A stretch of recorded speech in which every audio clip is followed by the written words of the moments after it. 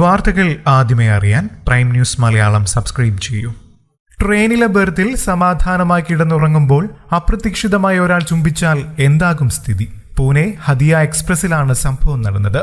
ഉറങ്ങിക്കിടന്ന യുവാവിനെയാണ് സഹയാത്രികൻ ചുംബിച്ചത്. ഞെട്ടി എഴുന്നേറ്റ യുവാവ് സഹയാത്രികനെ ചോദ്യം ചെയ്യുന്ന വീഡിയോ സോഷ്യൽ മീഡിയയിൽ വൈറലായി. പുറത്തുവന്ന വീഡിയോയിൽ ട്രെയിനിലെ മറ്റു യാത്രക്കാരെല്ലാം സംഭവത്തിൽ ഇടപെടാതെ നിശബ്ദരായി തുടരുകയാണ്. ഞാൻ ട്രെയിനിൽ കിടന്നുറങ്ങുകയായിരുന്നു.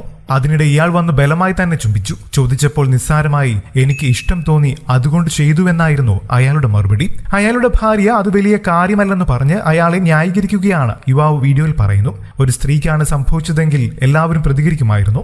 ഇയാളുടെ ഭാര്യയ്ക്കാണ് ഇത് സംഭവിച്ചതെങ്കിലോ?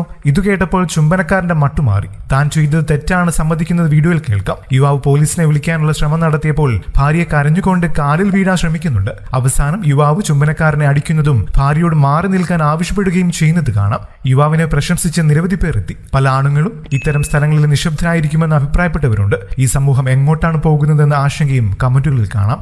കൂടുതൽ വാർത്തകൾക്കും വിശേഷങ്ങൾക്കുമായി ഈ ചാനൽ സബ്സ്ക്രൈബ് ചെയ്യാനും മറക്കല്ലേ. നന്ദി.